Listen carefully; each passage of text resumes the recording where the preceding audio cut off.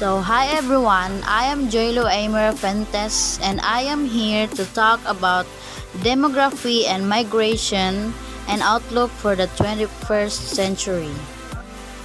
Let's proceed to the executive summary.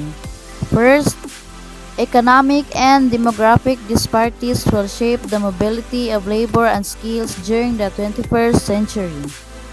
The next, despite the trends, many highly developed countries and emerging economies continue to assume that today's demographic will persist.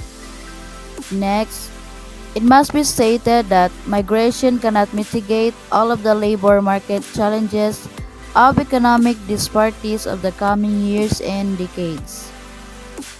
Next, the implications for policymakers are substantial.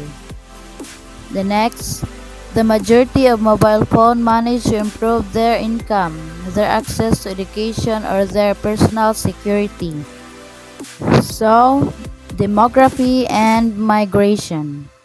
International migration and internal mobility are one way of addressing the growing demographic and persisting economic disparities.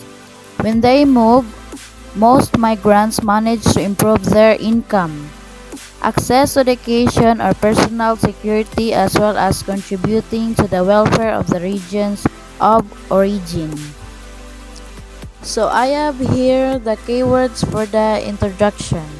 First, today there are 7.2 billion people living on our planet.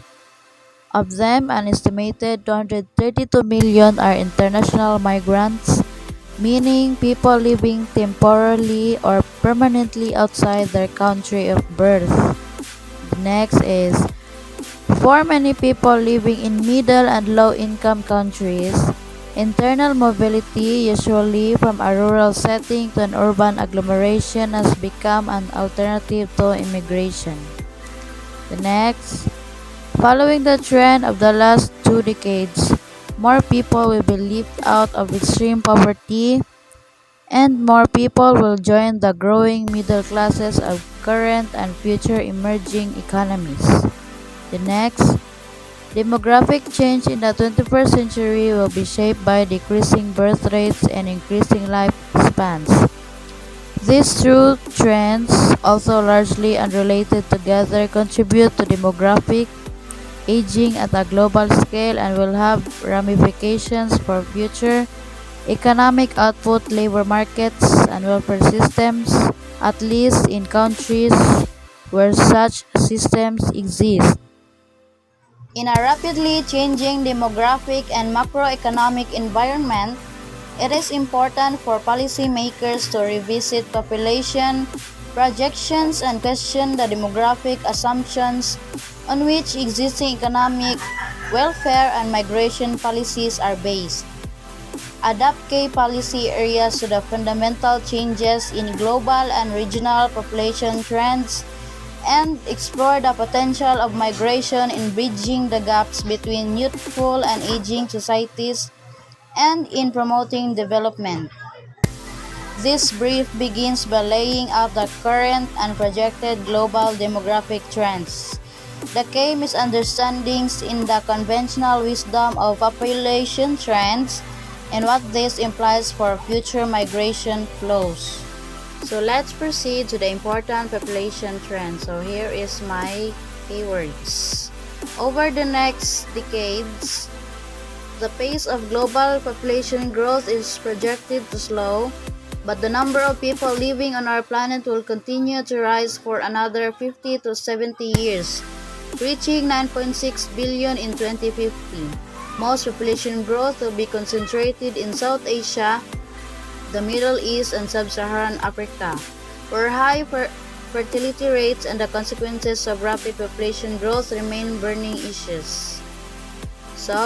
In some regions and countries, especially in the northern hemisphere, population growth already has come to an end. Over the coming decades, a growing number of countries will experience stagnating or even declining population sizes.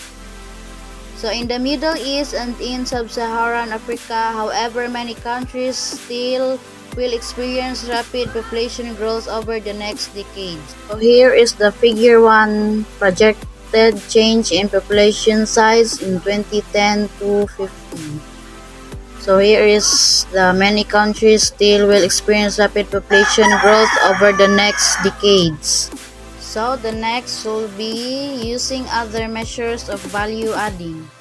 In Japan and Russia, the domestic labor force is already contracting. Europe will experience the same within the next 10 years, and China will begin to see its labor force decline after 2020. So we will see the figure 2 below. In Latin America, the labor force potential will start declining after the year 2045. Meanwhile, working age populations will continue to grow in South Asia, the Middle East, and Africa. In addition, the richer parts of the world are already experiencing rapid demographic aging, while many mid and low-income countries will soon confront it. As a result, Japan and the countries of Europe today have the oldest population, followed by North America, Australia, and Russia. But soon, the momentum of global aging will shift to today's emerging markets, namely to China and Latin America. These developments are highly predictable. Nevertheless, many countries are not well prepared for rapidly aging societies and declining working age populations. A number of experts assume that this will have a negative impact on economic growth. So the next will be flaws in conventional wisdom and implications for future migration and development. So what does this mean for international migration and mobility over the next decades? Conventional wisdom has it that people will continue moving from youthful to aging societies, as well as from today's poorer to today's richer economies. As a result, most policy scenarios assume that the rich countries of the Northern Hemisphere will continue to attract the labor and skills from abroad, and that a youthful global South will fill the ranks of an aging Europe, Russia, and North America. This, however, should not be taken for granted. The current geography of migration is likely to change. There are several reasons for this. First, increased competition for skilled labor. Next, changing economic growth patterns. More domestic and regional alternatives to overseas migration. And next, the possible downside of migration and mobility. So the next will be increased competition for skilled labor. More countries will soon enter the global race for talent and skills. China, for example, is already actively searching for highly qualified experts from abroad. Although the number of foreign workers in China is still relatively small, in a not so distant future, China's declining working age population might also create a demand for semi-skilled and low-skilled labor, effectively turning it from an immigrant sending into an immigrant receiving country, competing with Europe, North America, and Australia for workers and skills. The next will be changing economic growth patterns. Economic growth has shifted from the advanced economies to middle-income and low-income countries. According to International Monetary Fund, or IMF figures, the average gross domestic product, or GDP, growth of advanced economies decreased from 2.9% per year 1980 to 99 to 1.8% per year 2000 to 13, whereas in emerging markets, annual growth increased from 3.6% from 1980 to 99 to 6.1% per year 2000 to 13. This has practical implications for current and future migration patterns as former sending countries gradually turn into destination countries. The next is more domestic and regional alternatives to overseas migration. The improving economic situation in capital cities and other urban agglomerations of many traditional migrant Sending countries has created domestic alternatives to international migration. Usually, this reflects declining population growth as well as industrialization and the emergence of urban service sectors absorbing rural migrants. The impact on international migration is clearly visible. For example, Mexico and Turkey, both prominent sources of immigration to the United States and the European Union, respectively, are now sending significantly fewer migrants to these destinations. Internal mobility toward the quickly developing urban agglomerations of these countries has become an attractive alternative to immigration. So here is the figure 3. Average net migration balances, net flows by average annual gross national income (GNI) per capita 2005 to 10. Impact of migration on welfare and development. When they move, most migrants manage to improve their income, their access to education, or their personal security. As a result, international migration and internal mobility usually are the quickest way to increase mobile people's welfare and opportunities, as a significant part of this income is sent to close relatives or local communities in the country of origin.